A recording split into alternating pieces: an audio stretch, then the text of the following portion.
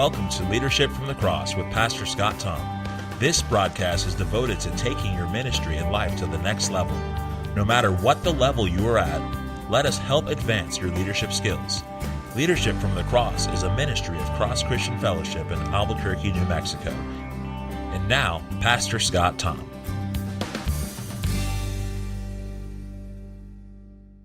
I bet you've been in meetings like I have, and the leader of the meeting, the boss, the ministry leader, whoever it was, kind of left you scratching your head because they use certain words that they probably should never use. Actually, there are 3 words that I'm going to share with you today. 3 words that leaders should avoid using. And this is because as a leader, your words, your vision, the statements you make are really everybody who's following you, it's their marching orders, right? We take our cue, we take our lead from our leaders, from our bosses, from our parents, whoever's in charge. What they say is where we formulate our work ethic, our vision, what we should be working on. And because of that, we should be very careful in what we say. In fact, we should banish at least 3 words from our leadership vocabulary. When you use these words, here's the problem. Nobody knows what to do or what actions to take. They actually might even be damaging your church, your leadership. It might even be damaging ministries, certain relationships. These words, when we use them, fail to make people act. They fail to have decisive actions taken. We use these words when we're afraid to assign a task to a particular person. They're non-specific, they're not actionable, they're ambiguous. So what are these 3 words we have to evict from our vocabulary, evict from our meetings right away? They trip up leader after leader and team after team. Here's the first one, and you probably already maybe even guessed it. But the first word is someone. You've been in meetings. I know you have. When somebody said, someone should do something about that, or someone should fix that, or someone should step up. Someone really means no one, right? Because everybody kind of looks around, and unless somebody volunteers or they're waiting on a volunteer, the meeting kind of ends and everybody's kind of scratching their head like, well, do I do that? Does somebody else do that? I just don't know. And you can't build the future on someone. It doesn't work. When you say someone will do it, actually it means no one. And this begins to frustrate everyone. Think about it. The leader becomes frustrated because he goes like, I told you guys to take care of this. And you said, well, you did, but you didn't. Like, you didn't assign this to anybody. And so we're all kind of waiting for you to make a decision, because when you say someone should do this, we're not really sure if you're saying now, if you're saying you're waiting to figure out who you want to assign to do this, or what. And so the leader, the boss, the ministry leader gets frustrated and angry, like, these people don't care, they're not paying attention, my goodness, they can't follow directions. And it gets the followers angry, or the employees angry, because they're like, hey, we're getting blamed for stuff. No one knows whose responsibility this is. And so you get this frustration going back and forth. And the thing is, you've got to eliminate the someone. Make sure that it's specific. Make sure that you are deliberate when you're leading. Say, I will do something about it today. So you're assigning it to yourself. Or I'm going to task Jerry to complete this. Or this is the job I want to get done. If I don't have a volunteer, then I'm just going to pick somebody. And then you get actually somebody working on it, or somebody volunteering, or somebody tasked to do it, which then makes them accountable and they know what they're supposed to be doing. And then you can go to them and explain to them, if they're not getting anything done, that I told you to do this. And why is it that it's not getting done? Is there something you're lacking? Do you need resources? Do you need time? Do you have to be freed up from something else? Was I not specific? And so that allows you to deal with the issue and get it done. Otherwise, really, it's on the leader, right? So someone should be eliminated from meetings and something should be eliminated from meetings. I've said this. I've been guilty of this. We've heard it. We need to do something about that.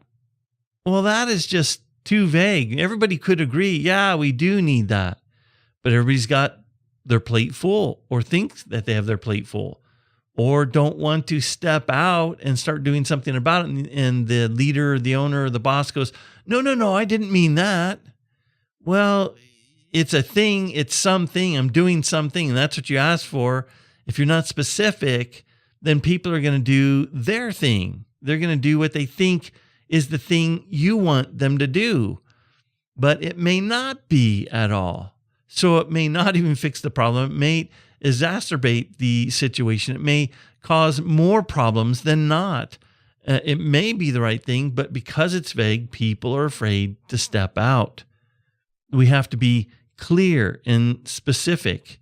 Something is just too vague. State exactly what needs to be done. And I'm just going to say this. We oftentimes say something needs to be done about this because we are too busy or we're too lazy to identify what really needs to be done. Well, something needs to be done because I just don't want to do anything. I don't want to do anything about this. Somebody take care of that. And I don't want to think about it. I don't want to put effort into it. I don't want to analyze it. I don't want to do anything. I don't want to assign it to people. And this is part of the problem just because we feel hassled by it, or we're just too busy, or we don't want to put forth the effort to take care of it. Really, if we haven't determined the solution, that means we haven't properly diagnosed the problem. And it should tell us, look, we want something done about that. Well, that gives us a clue that we have to go back and diagnose the problem. What is making me upset, or what do I see is not helping the customers, or what's going on that's not benefiting or blessing in this ministry that I think needs to be changed, and what would be that solution that needs to do that. And if we are too busy, then at least say, hey, I've noticed something going wrong in here, and then assign it to somebody to research it for you. Hey, Joan, what do you think? Could you look into this and come up with at least 2 to 3 scenarios of what would fix this? And then we can assign that to somebody. But if we don't give specific questions and make things clear, then things don't change because we have a problem without a plan. If we have a problem and no plan, it'll sit there. Remember, here's the walls of Israel, and everybody knows there's a problem. The walls are down in Nehemiah's time. Everybody knows there's a problem. But until Nehemiah comes and he goes, this is specifically what we're going to do and how we're going to do this, and there's a plan, and he begins to assign people to those areas of need, then it takes off. Then they accomplish a lot. The last one is someday. Something, someone, and then someday. And leaders think this way because leaders are always like, I've got this plan, I've got that thing going on, and someday we'll be able to accomplish this, we'll be able to accomplish that. Problem is, someday is a graveyard. Someday is where ideas go and they die. Someday is a trap for mobilizing troops. It doesn't allow them to go forward. You've got to get organized. You've got to get clear on what you're thinking. Because if you go like, well, someday we'll do that. Someday we'll hire a secretary. Someday we're going to radically change worship. That someday is usually never going to come. It's just wishful thinking. Because we can state it doesn't mean that it's going to happen. Days become months, which then become years, and then nothing happens. Someday usually means never. So how do we get over that? Again, be specific, be deliberate, be intentional. Put dates down and don't say someday, say on this day. Now, we don't like that because it makes us accountable. We have to come up with a plan. We have to make it actionable. How do we execute this? It then puts pressure on us because we have deadlines, then we have to put forth maybe money, assign laborers to this when they're doing other things. And then our reputation is on the line if we don't come through for it. So a lot of times we just play that someday routine because we want to say, hey, we got vision, we've got these high ideals and bright ideas, but then not having any date put to it, really, it just kills things. Vision without specifics is just a dream, and dreaming is not leadership. It's not leadership. Set a date and a plan and a system to get there.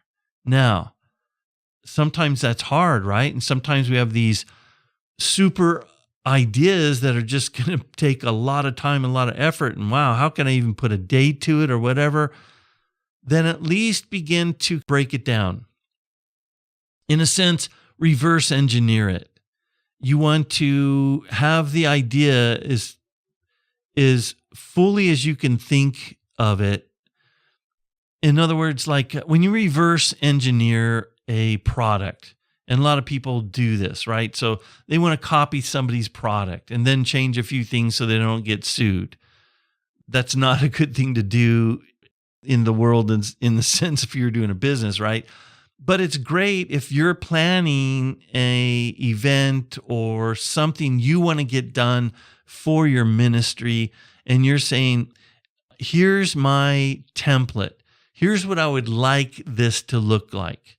And it can always change, but you need to sit down and first write out a specific vision, not how to get there, what it looks like in the end. What would you want it to look like? We did this with our Bible college. What would we really want this to look like? Well, it has to be elegant, easy to navigate.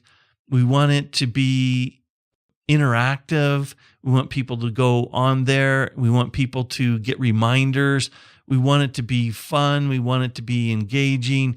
We want there to be something that would allow people to push forward, to see goals and want to get certificates and that sort of thing. Okay, well then how are we going to get there? Now, at least once we have it written out, it's kind of like taking the full product. Now you want to reverse engineer it. Now you want to take it apart. So in a vision, you start taking it apart and you take it apart in the biggest chunks. Okay, well, to do this, the biggest chunk will be like, hey, we need the website. We need just the infrastructure. How is this actually going to operate on the web?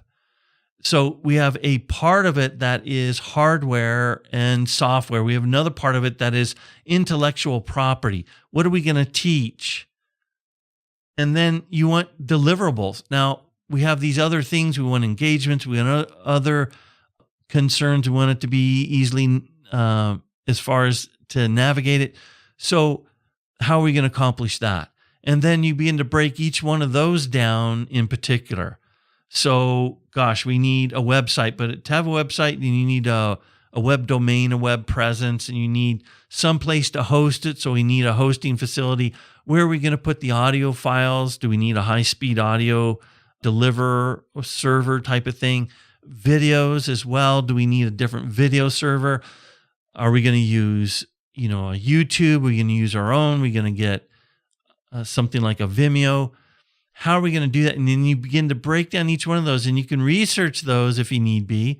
And once you begin to break these down, you then begin to put timelines on them. How long would it take to do this research? Then add twice that. How long would it take to build this? Then add twice that. How much money would it take to do this? Then add twice that. And pretty soon, though, you get a timeline of what would this take? Well, it would take 6 months, or it would take a year, or take whatever it is. Then you can put the date to it. By January 1, 2017, 2018, or whatever it's going to be, this is what we want done. We want the finished product at this time. Now, that can fluctuate some, and it may get done earlier, or may get done later. But the thing is now it's not someday. Now it's not someone. Now it's not something.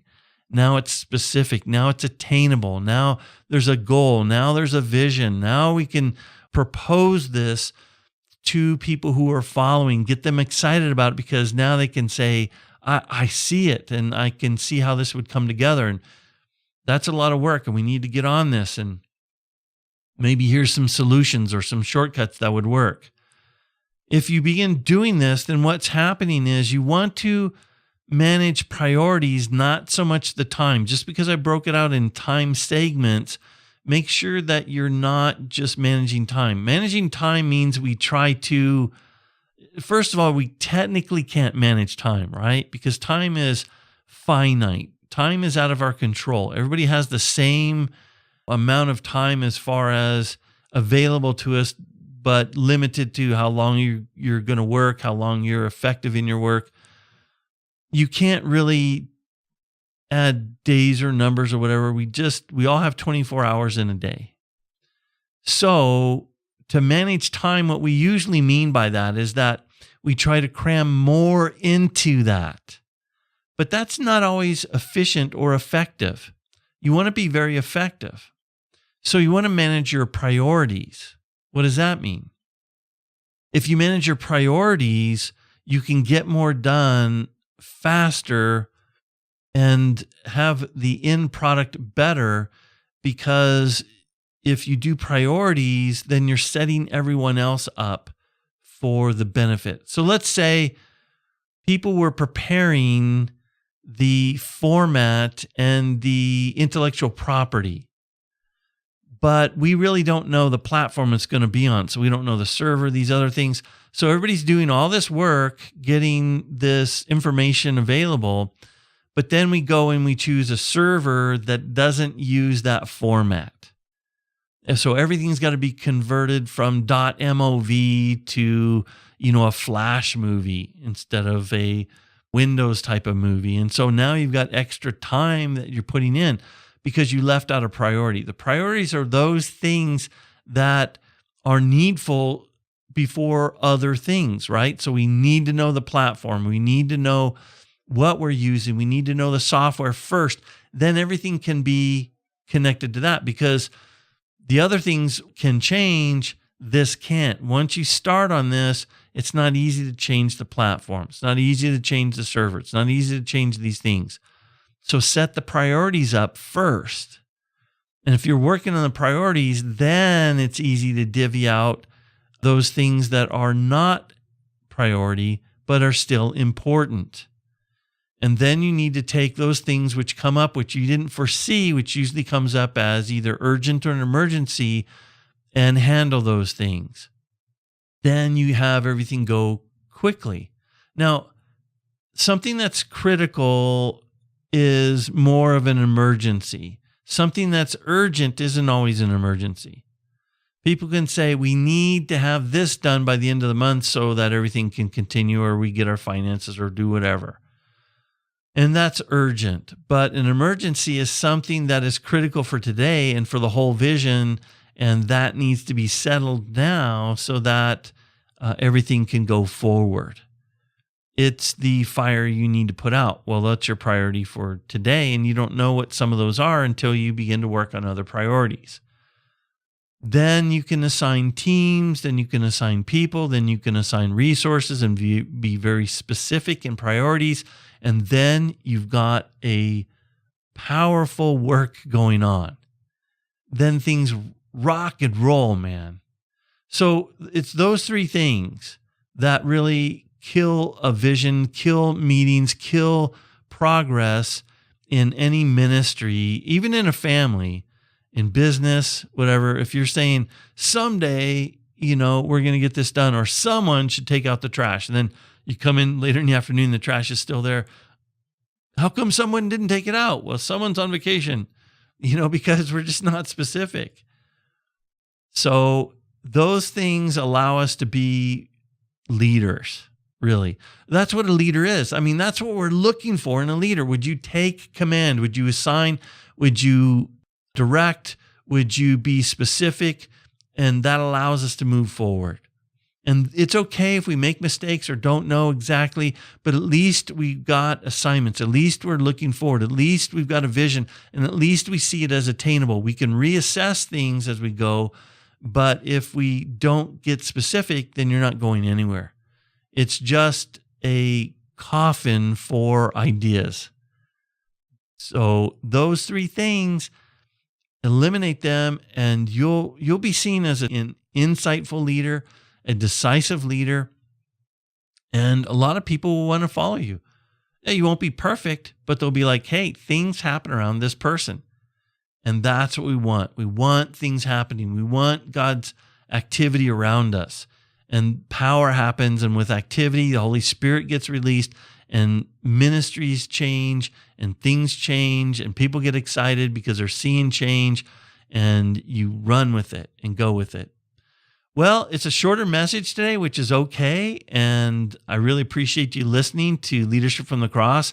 If you want to find out more about this ministry, you can go to crossfellowship.org, but I'd really like you to check out Cross Christian Fellowship Bible College, and that's on the web, located at ccfcollege.com, ccfcollege.com. And if you'd be so inclined, could you tell a friend about the college? We're really, really excited about it and what God is doing with it. And our whole idea is to raise up leadership and get churches planted. And we're trying to keep it as low cost as possible. I think you would be impressed with the style and depth of teaching that's going on there, and the people that are being raised up through it. So as a favor to us, would you check that out and just get the word out for us? ccfcollege.com. I want to thank you for listening again. It's just a privilege to teach you guys, and we'll see you next week.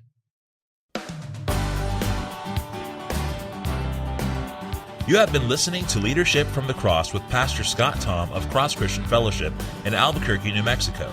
Check out Pastor Scott's ministry training school and his other radio show, No Other Doctrine, by visiting our website at crossfellowship.org. That's crossfellowship.org. Also, you can visit our Facebook page at Facebook.com/Leadership from the Cross.